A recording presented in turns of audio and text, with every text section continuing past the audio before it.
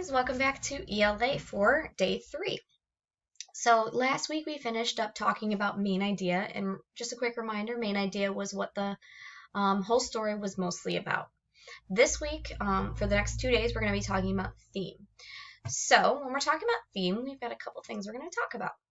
So theme is the message that you can find and apply to your own life. It's basically the central idea, the lesson, the moral. There's different words for it. But the theme is the central message of the story. What is it trying to teach you? Now, the theme is rarely stated. So what that means is the author is not going to come right out and say, hey, this is the theme, hi. They're going to actually make you have to think about it and infer to figure out what those themes are. But however, there are some books, usually, for example, fables, oftentimes will tell you what the theme is, so that's kind of nice. But I'll tell you that oftentimes if you see theme in regular text, it's not going to tell you what it is. So, this is an example of a couple of different themes that you might see in a story. So like there's things like believe in yourself, treat others the way you want to be treated, never give up, it's best to tell the truth, make good choices, help those in need. These are all great examples. However, this is not all that there is for theme. There are a lot more different examples of theme that you'll find. So when we're talking about theme the next 2 days, do not limit yourself to just the list I have here. Make sure you think beyond it, because sometimes there's a little bit more than just what I have here. So here's what we're going to do next. So I have a fable that I've selected. I'm pretty sure most of you have heard it. There's going to be a fable that we're going to read. We're going to talk about what the theme of that story is. Then we're going to read 2 short texts that have multiple choice answers to figure out what the theme of those are. And then once our video is done, you can complete your Google form assignment on theme. So let's get started. So for those who haven't heard this is The Tortoise and the Hare. So this is a very famous Aesop fable. A lot of times this has been rewritten many times. So this is called an adaptation of Aesop's fables. So it's the same story. It's just been changed over time. So as we read this, we're going to try and figure out what the theme is or what the central message is. So let's get started. The Tortoise and the Hare. Once upon a time, there was a hare who bragged about how fast he could run. I can run faster than anyone else, boasted the hare. He was always teasing Tortoise for his slowness. Then, one day, the irritated Tortoise answered back, Who do you think you are? There's no denying you're swift, but even you can be beaten. The hare squealed with laughter. Beaten in a race? By whom? Not you, surely. I bet there's nobody in the world that can win against me. I'm so speedy. Now, why don't you try? Annoyed by such bragging, the Tortoise accepted the challenge. A course was planned, and the next day at dawn they stood at the starting line. The hare yawned sleepily as the meek Tortoise trudged slowly off. When the hare saw how painfully slow his opponent was, he decided to take a quick nap. Don't worry, take your time, he said. I'll have 40 winks and catch up with you in a minute. The hare woke with a start from a fitful sleep and gazed around, looking for the Tortoise. But the creature was only a short distance away, having barely covered a third of the course. Breathing a sigh of relief, the hare decided he might as well have breakfast too. So off he went to munch some cabbages he had noticed in a nearby field. The heavy meal and the hot sun made his eyelids droop. With a careless glance at the Tortoise, now halfway along the course, he decided to have another snooze before speeding past the winning post. As he thought about the look on the Tortoise's face when he saw the hare speed by, he smiled, fell fast asleep, and was soon snoring happily. The sun started to sink below the horizon, and the Tortoise, who had been plattering toward the winning post since morning, was scarcely a yard from the finish. At that very point, the hare woke with a jolt. He could see the Tortoise a speck in the distance, and away he dashed. He leaped at a great rate, his tongue sagging and gasping for breath. Just a little more, and he'd be first at the finish. But the hare's last leap was just too late, for the Tortoise had beaten him to the winning post. Poor hare! Tired and in disgrace, he slumped down beside the Tortoise. Tortoise smiled at Hare and said, Don't brag about your lightning pace, for slow and steady won the race. So this is a really great example of a story that's going to have a central message or theme. Now, as I was saying before, fables oftentimes will have the theme kind of written out. This one is an example of one that does have the theme written out. If we reread the last sentence here, it says, "Don't brag about your lightning pace, for slow and steady won the race." That is a theme. That is what our central message was. Slow and steady won the race. It could also be, don't put people down.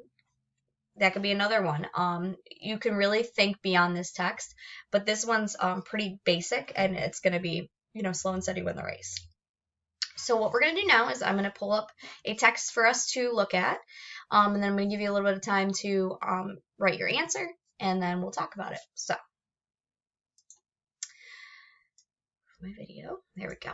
Okay, so we're going to read the text, and then we're going to answer the multiple choice questions. Eleanor invited the new girl Jessica over to play. When Jessica arrived, she didn't bother to wipe her shoes. She got mud all over Eleanor's white bedroom carpet and didn't even say sorry. Then she hopped onto Eleanor's bed and took out a cherry juice box. When the cherry juice dripped onto Eleanor's tan comforter, Jessica just shrugged. Later, when Jessica was eating some Cheetos, she wiped the orange powder on her fingers. She wiped the orange powder on her fingers onto Eleanor's pillowcase. When Jessica left, Eleanor called all of her friends to tell them what had happened. Jessica was never invited to play at any of their houses again. What is the theme of this passage? Jessica should have been less messy if she wanted to make friends. B, don't eat when you're over at your friend's house. Or C, you should always respect other people's property. So if you have a piece of paper ready, I'd like you to write your answer. If not, if you have someone around, I'd like you to tell them what you think the theme is, and I'm going to give you about 30 seconds to do this. So go ahead and get started.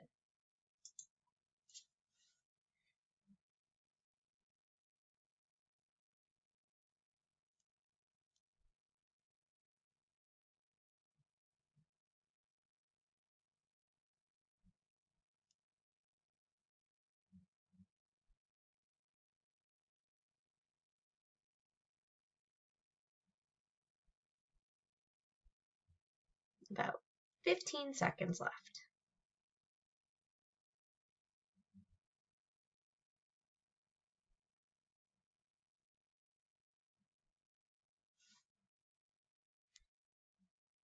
Okay, so let's reread the text and then we'll talk about what our theme is. Eleanor invited the new girl Jessica over to play. When Jessica arrived, she didn't bother to wipe her shoes. She got mud all over Eleanor's white bedroom carpet and didn't even say sorry. Then she hopped onto Eleanor's bed and took out a cherry juice box. When cherry juice dripped onto Eleanor's tan comforter, Jessica just shrugged. Later, when Jessica was eating some Cheetos, she wiped the orange powder on her fingers onto Eleanor's pillowcase. When Jessica left, Eleanor called all of her friends to tell them what had happened. Jessica was never invited to play at any of their houses again. What is the theme of this passage? A, Jessica should have been less messy if she wanted to make friends. B, don't eat when you're over at a friend's house. Or C, you should always respect other people's property. So looking at these, I can actually eliminate one right off the bat. The one I would first eliminate is B, don't eat when you're over at your friend's house. That isn't what that story was trying to teach us. I mean, that would be kind of odd if we couldn't eat when we're at a friend's house. Usually we're there for like a slumber party, so I would eliminate that one. So now we're left with Jessica should be less messy if she wanted to make friends, or you should always respect other people's property. For this one, the correct answer is actually C. The reason I would eliminate A is because that's mostly what the story was about, not necessarily what the lesson or central message was. So, you should always respect other people's property is the theme of this story. So let's do another one. Okay. So we're going to do the same thing like we did last time. Derek's mother and father were billionaires. Derek always got everything that he wanted. When Derek was 3, his parents paid the cast of Sesame Street to come to his birthday party. In 5th grade, when Derek wanted to win the science fair, his parents paid a tutor to create an award-winning project. In 10th grade, when Derek wanted to be the best soccer player, his parents paid for David Beckham to privately train him. By the time Derek was an adult, he was bored and struggled to find anything meaningful to do. None of the things that he could buy with his money made him happy anymore. What is the theme of this passage? A, Derek is unhappy because he always got everything he wanted as a child. B, money can't buy happiness. Or C, you should save your money to buy things later in life. So I'll give you about 30 seconds to do the same thing and get started.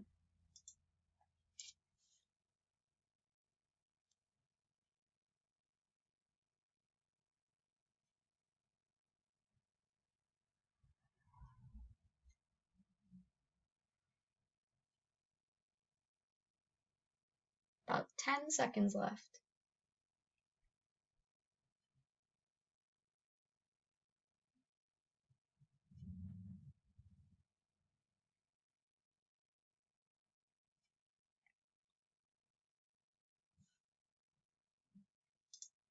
Okay, let's reread the passage and figure out what this theme is. Derek's mother and father were billionaires. Derek always got everything that he wanted. When Derek was 3, his parents paid the cast of Sesame Street to come to his birthday party. In 5th grade, when Derek wanted to win the science fair, his parents paid a tutor to create an award-winning project. In 10th grade, when Derek wanted to be the best soccer player, his parents paid for David Beckham to privately train him. By the time Derek was an adult, he was bored and struggled to find anything meaningful to do. None of the things that he could buy with his money made him happy anymore. What is the theme of this passage? A. Derek is unhappy because he always got everything he wanted as a child. B. Money can't buy happiness. Or C. You should save your money to buy things later in life. So looking at these, I can actually eliminate another one with this one. I'm actually going to eliminate C because they didn't really talk about saving money in this whole thing. So I'm actually just going to eliminate that answer. So that leaves us with Derek is unhappy because he always got everything he ever wanted as a child, or B, money can't buy happiness. This is another example of main idea, topic versus theme. So the theme of this one is actually B, money can't buy happiness. A is what the story was about. B is what the lesson was trying to teach us.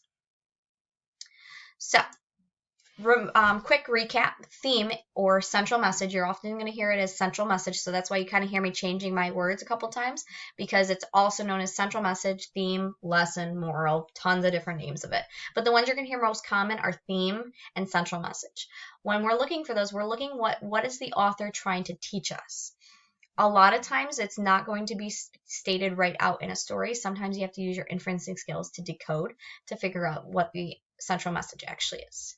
So be sure to log on to Google Classroom after this video and complete your Google form exit ticket about theme, and I will see you tomorrow to talk a little bit more. So bye guys.